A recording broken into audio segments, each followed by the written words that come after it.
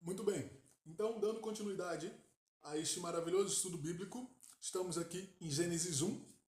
Estando em Gênesis 1, nós faremos a leitura simbólica, metafísica e espiritual dos elementos que são trabalhados. Na aula anterior, eu expliquei a primeira palavra, Deus, a origem dessa palavra e suas aplicações.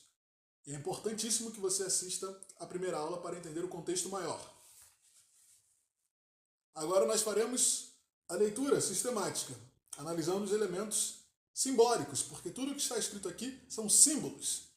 No princípio criou Deus o céu e a terra. No princípio criou Deus o céu e a terra. A terra era um caos informe. Sobre a face do abismo, a treva. E o alento de Deus revoava sobre a face das águas. Olha que bonito isso. Vejam que bonito isso. A terra era um caos informe. Sobre a face do abismo, a treva. E o alento de Deus revoava sobre a face das águas. O alento de Deus revoava sobre a face das águas. Então, no princípio, existiam elementos primordiais. Gênesis irá tratar dos elementos primordiais da criação. Quais são as matérias fundamentais e principais da criação? As matérias fundamentais e principais da criação, elas são Deus, céu e terra. Então, céu e terra foram criados como? Olha a interpretação textual. No princípio, criou Deus, céu e terra. Deus criou o quê? O céu e a terra. Como que a terra e o céu foram criados? Aí vai ser descrito. A terra era um caos informe. Então, quais são os elementos principais, primordiais da criação do princípio? A terra. De que jeito era essa terra? Ela era um caos. Ela era um caos informe, um caos sem forma. Então, Deus vai trazer forma.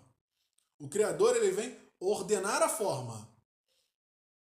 A terra era um caos informe sobre a face do abismo. O que é abismo? Sobre a face do abismo havia treva. Então, um abismo, uma fenda, os povos do deserto viam muitas fendas por causa das estruturas montanhosas, dos rochedos nos quais eles passeavam. Entre os rochedos e montes haviam fendas. E uma fenda muito profunda, ela se torna um abismo.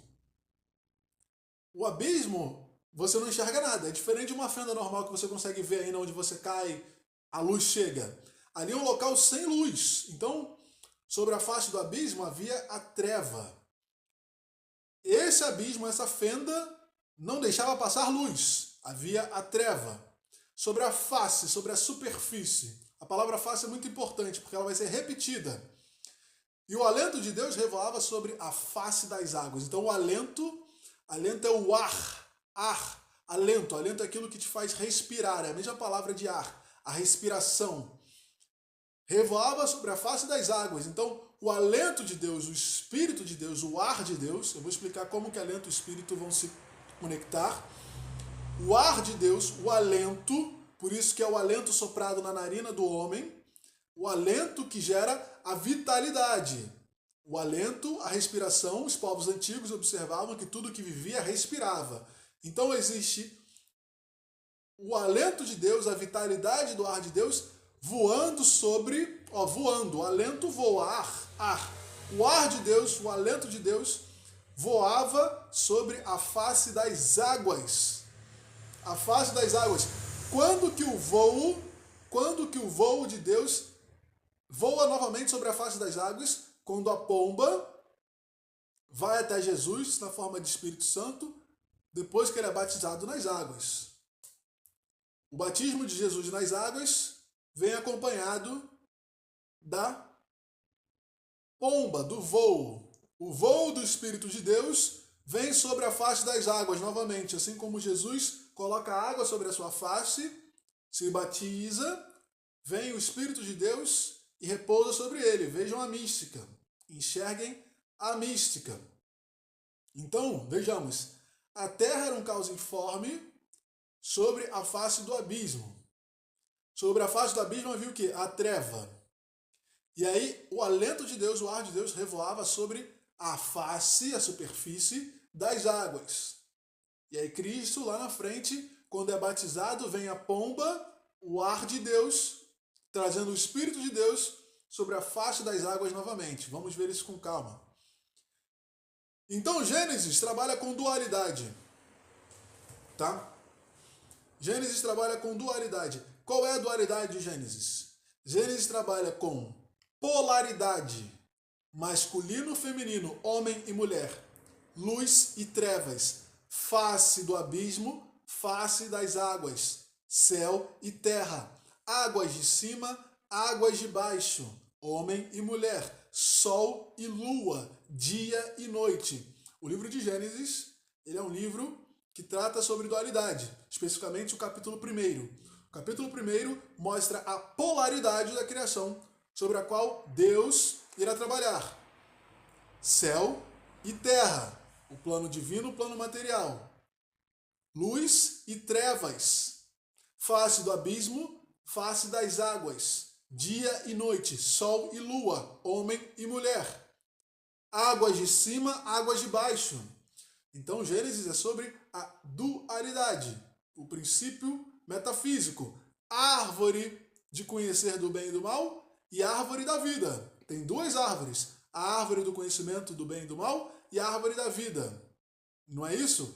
Árvore do bem e do mal, árvore da vida. Abel e Caim, sol e lua, face do abismo, face das águas, céu e terra, luz e treva. Esse é o texto de Gênesis sendo escrito corretamente, sendo lido corretamente. Por quê? Porque os antigos sábios, os antigos escribas, os antigos místicos, os antigos filósofos, pensadores, hebreus, os povos do deserto, olhavam para a realidade com a sua sabedoria mística, intuitiva, e agraciados pela visão do intelecto, pela visão espiritual, tentavam compreender a realidade. Eles viam que a realidade era dual. Eles viam que havia dualidade sobre a vida. Havia céu e terra, havia noite e dia, havia sol e lua, havia morte e vida. Havia treva e havia luz. Havia águas em cima e água embaixo. Havia água do céu que chovia de cima e havia água dos rios e dos mares. Então vamos entender isso. Olha que bonito. Disse Deus, exista a luz. Então havia treva. E aí Deus, o Elohim, seres de luz, disse, exista a luz. Importante você lembrar que a palavra Deus não existe no texto original hebraico. Deus é uma nomenclatura grega que significa ser luminoso no céu. Deus, Dios, dia, Zeus, são a mesma palavra. Zeus, Dios e Deus são a mesma palavra com declinações, com modificações diferentes a depender da semântica textual, da semântica gramatical na qual elas são usadas. Então, tem as formas ali, genitiva, acusativa, enfim. Então, eu não sou especialista em grego, então eu não posso adentrar a fundo nisso, mas tem a literatura de base para você saber esta parte. Disse Deus, exista a luz. Exista a luz. E a luz existiu. Então a capacidade de existência, a capacidade de fazer haver, a capacidade de criar, ela é de Deus. Deus viu que a luz era boa e Deus separou a luz da treva. Luz e treva. Luz e treva. Olha a dualidade em Gênesis. Deus chamou a luz de dia. Aí é outra palavra, não dia de Deus. É outra palavra em hebraico. Deus chamou a luz de dia e a terra de noite. Então a terra é noite e a luz é dia. Passou uma tarde, passou uma manhã, o primeiro dia. O primeiro dia. E Deus disse, olha que bonito agora, hein? Preste atenção. Preste atenção. Existe uma abóbada entre as águas, que separa as águas. Que separa as águas de cima e as águas de baixo. E Deus fez uma abóbada para separar as águas abaixo da abóbada das águas acima da abóbada. Isto é Gênesis 1, 6. Gênesis 1, 6. E Deus disse, E Deus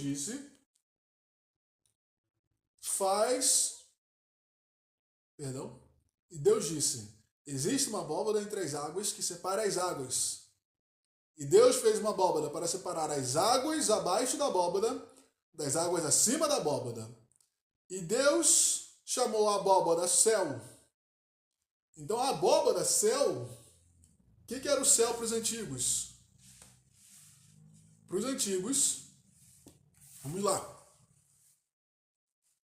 Para os antigos místicos, para os antigos sábios, o céu, o céu, o céu ele era uma linha, uma abóbada, uma linha transparente que separava as águas de cima das águas de baixo. Preste atenção nisso, meu amigo. Essa é a parte mais importante desse texto. A água é um elemento do princípio. Então, lá em Gênesis 1, o Espírito de Deus, o alento de Deus, revoava sobre a face das águas. Se o alento de Deus revoava sobre a face das águas, se o alento de Deus revoava sobre a face das águas, eu tenho que o Espírito Divino está em comunhão, em parceria com a água. Por isso que quando Cristo é batizado, o Espírito de Deus desce sobre ele. O mesmo Espírito que revoava sobre as águas em Gênesis, revoa sobre as águas em Cristo. Cristo tem a face das águas, sobre a face das águas, olha que bonito, revoava o Espírito de Deus. Gênesis 1:6. Separe-se as águas de cima das águas de baixo. E Deus fez uma abóbada para separar as águas de cima das águas de baixo. Então tem uma linha, uma abóbada, um teto translúcido que separa as águas de cima das águas de baixo. Meus amigos, quando chove, a água de cima vira água de baixo, não é isso? Quando chove, a água de cima vira água de baixo. A água de cima,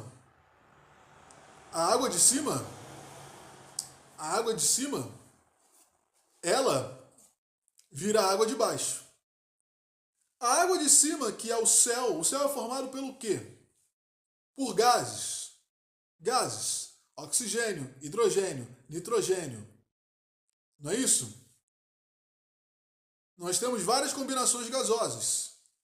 Esses gases, quando eles estão em efeito gasoso, eles estão no céu de cima. Mas não deixa de ser água. H2O pode estar em hidrogênio e oxigênio gasoso, lá no céu, nas nuvens, mas o H2O pode se liquefazer e virar líquido, e vai cair no mar e no rio. Então os antigos não estavam errados quando eles disseram que há águas de cima e que há águas de baixo. Como que eles sabiam que a água lá de cima era a mesma estrutura molecular química da água de baixo? É uma pergunta interessante. Mas, pela intuição observacional, eles entenderam que o que se acumulava no alto caía. E o fato do céu ser azul, porque as propriedades dos gases, hidrogênio, oxigênio, nitrogênio, metano, enxofre, esses gases, eles estarem ali. Eu não sei nem se classifica esses elementos como gases pela tabela periódica, mas eu estou dizendo que eles encontram formas gasosas, acredito eu. Então, pelo menos acerca do metano e do enxofre. Mas, lembrando que metano e enxofre são fundamentais para o ciclo da vida, da existência, das plantas, da fixação de nutrientes, tanto da formação vegetal como da formação do nosso corpo. Então, esses elementos gasosos que estavam lá no alto, eles descem, eles se liquefazem. E a propriedade dos gases, oxigênio, nitrogênio, hidrogênio, a propriedade desses gases, molecular, faz com que eles reflitam e gerem um desvio luminoso da luz que vem do Sol. E essa refração luminosa, esse desvio luminoso, ele irá gerar o azul. O azul que nós vemos no céu é resultante de um fenômeno de refração luminosa da luz solar que se desvia e bate entre os átomos e moléculas que estão em formato de gás. A água azul, então, combina com o azul do céu. E aí os antigos sábios, os antigos hebreus, os antigos pensadores filósofos observavam a realidade e viam, nossa, mas eu tenho água de dia lá no céu. E depois essa água chove e ela vem para baixo. Então, Deus separou águas de cima e águas de baixo. Tem um firmamento, tem uma linha que aí separa. Aí eu quero que você entenda por que o hálito de Deus revoava sobre o espírito das águas. Gênesis 1. Então vamos lá. Gênesis 1, versículo 2. E o hálito de Deus revoava sobre a face das águas.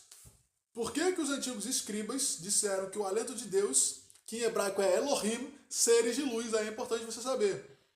Por que o alento, a vitalidade, o ar voava? Alento é de ar. O alento que você respira. É sua inspiração e sua expiração. Por que o alento de Deus, por que o ar de Deus, por que esse ar revoava, por que ele revoava sobre a face das águas? Ora, porque Deus, em hebraico, está escrito Elohim, seres de luz. E esses seres de luz, por isso que o livro de Gênesis é no plural, façamos o homem nossa imagem, semelhança nossa. Agora o homem será como um de nós, conhecedor do bem e do mal. Vejamos o que acontece na terra. Deus fala sempre no plural, porque são os seres de luz lá no alto. Mas os hebreus antigos entendiam que havia um panteão. Vários deuses, havia um Deus supremo. Por isso que isso vai aparecer nos Salmos depois. Que Deus reuniu os outros deuses e dividiu a terra entre cada deus. Mas ao povo hebreu ficou reservada a tutela do próprio Criador. O Criador distribuiu os povos entre os deuses, que são vistos como os deuses menores. Mas essa já é uma tradição antiga, porque os povos antigos olhavam para o céu e viam as estrelas. E as estrelas para os povos antigos, as estrelas em 300, 400, 1000 a.C., as estrelas para essas pessoas eram seres divinos. E esses seres divinos estavam no céu. E quando chovia e o ser humano olhava para o rio e para o mar à noite, as estrelas estavam dentro da água do rio e dentro da água do mar. Se as estrelas estavam dentro da água do rio e dentro da água do mar, se as estrelas estavam dentro da água do rio e dentro da água do mar, se as estrelas estavam ali dentro, bem, é óbvio que essas estrelas, para os antigos sábios hebreus, essas estrelas eram a vitalidade de Deus, eram a energia de Deus, eram o poder de Deus. Essas estrelas eram a vitalidade de Deus, eram a energia de Deus, eram a vida de Deus, que se infundia tanto nas águas do céu, que choveriam depois e seriam as águas da terra. Então, quando Gênesis 1:6 diz águas de cima e águas de baixo, é a mesma água. Mas isso vai justificar por que o hálito de Deus revoava sobre as águas em Gênesis 1:2. Por que o hálito de Deus revoava sobre as águas em Gênesis 1:2? Porque os seres luminosos, a palavra Deus não existe, é Elohim.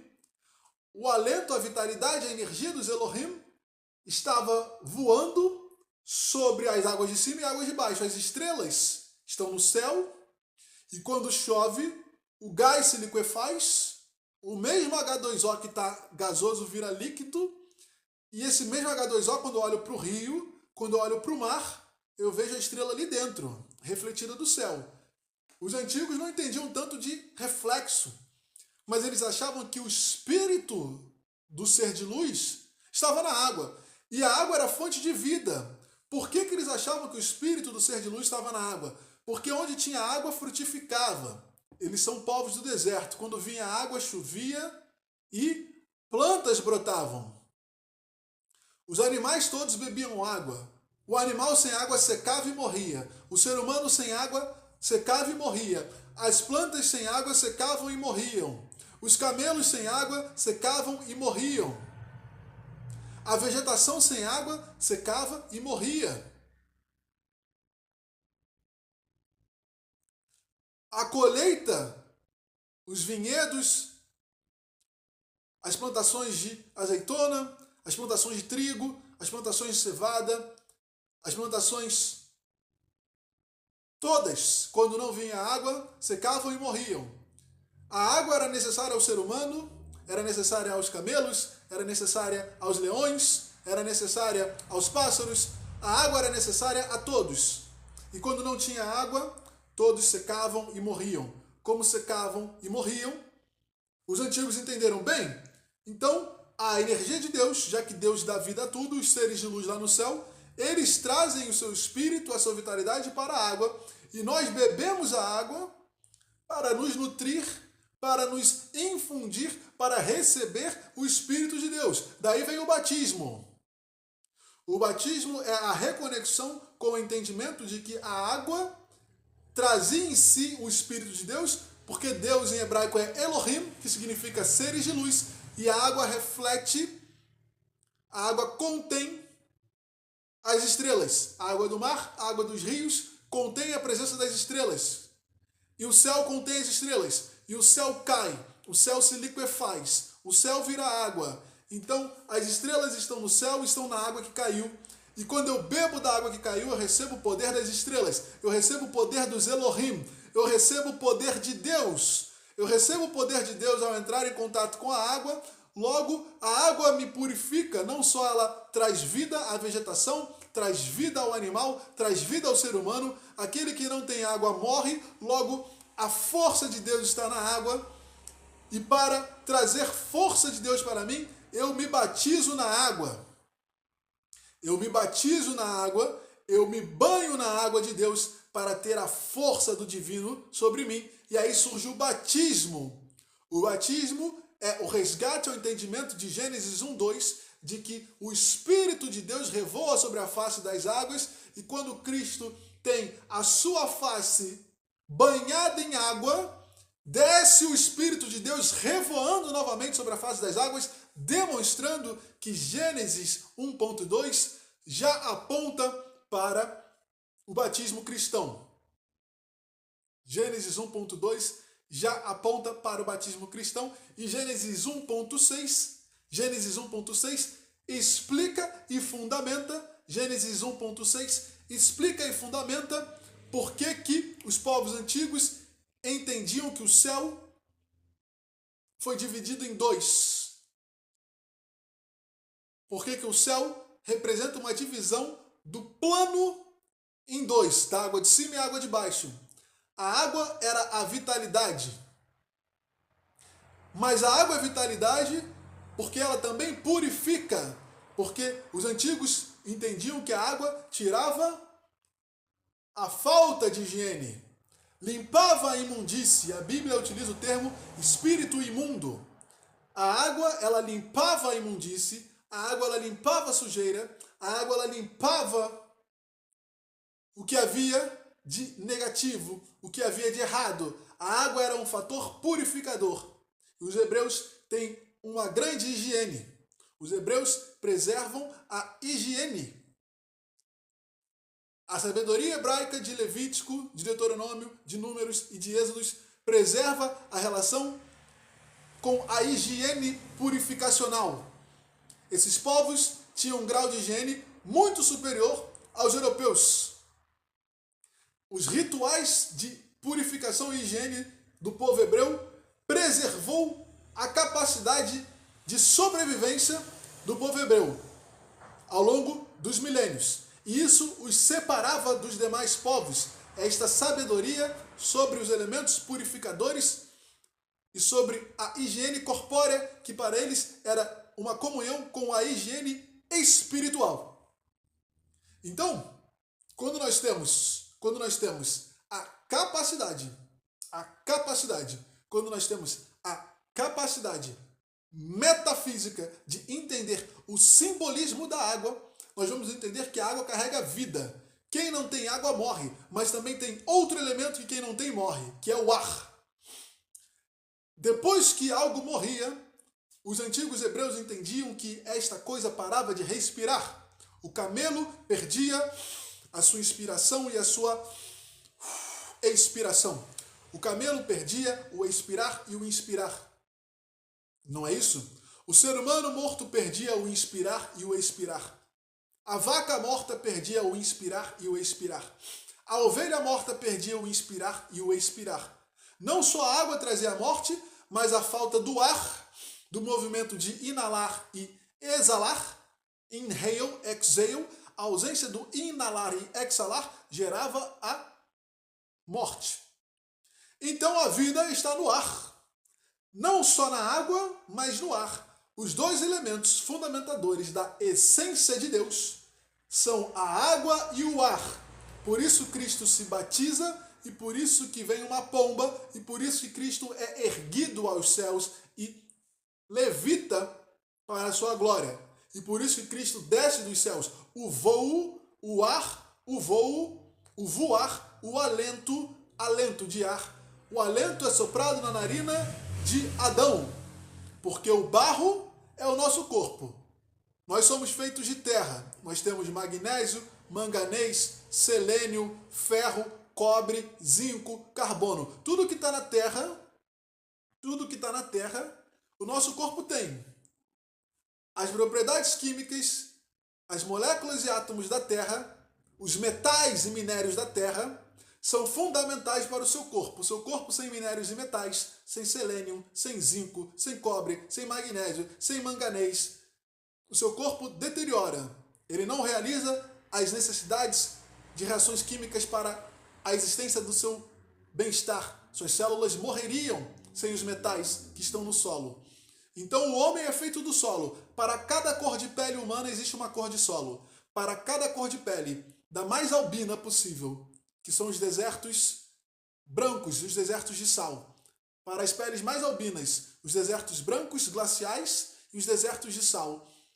Para a pele mais negra, que são os solos de terra roxa vulcânica, para cada tipo de pele existe um tipo de solo. E Deus pega o solo, mas o solo até então, ele sem ar, sem reações químicas, sem reações gasosas, o solo ele é sem vida. E a vida veio com o sopro. E Deus sopra o seu ar, porque o ar é a vitalidade de Deus. Por isso que a vitalidade de Deus, o alento de Deus, revoa sobre a face das águas.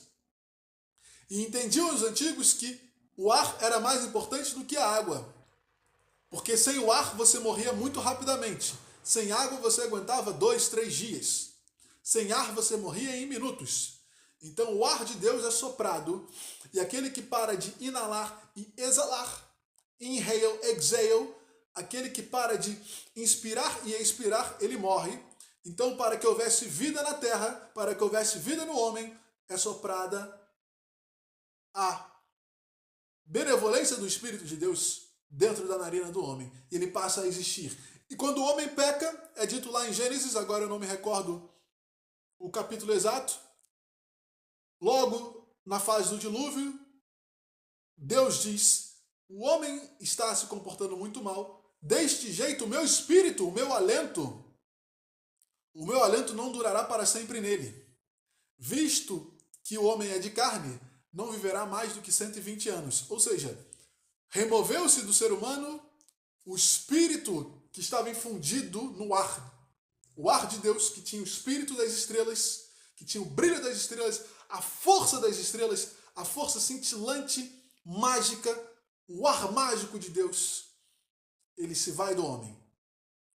Porque o homem peca demais, o Espírito de Deus não habita no erro, na transgressão. Então o Espírito de Deus se remove. Vejam que interessante. Vejam que interessante. Vejam que interessante. Isso é muito belo. Então nós temos que o Espírito de Deus revoava sobre a face das águas. Não é isso, amigos? O Espírito de Deus revoava sobre a face das águas. E o Espírito de Deus revoar sobre a face das águas quer dizer que? A essência das estrelas, porque é o Espírito dos Elohim, seres de luz. O Espírito dos seres de luz, o alento dos seres de luz, porque o ser de luz ele está no ar parado, então ele tem que voar. O ser de luz ele tem que voar, porque ele está parado no ar. O alento do ser de luz revoava sobre as águas lá de cima e as águas de baixo. Essa é a energia vital. A energia vital de Deus está no ar e na água, que são os elementos fundamentais da purificação. Seguimos os próximos estudos. Um grande abraço.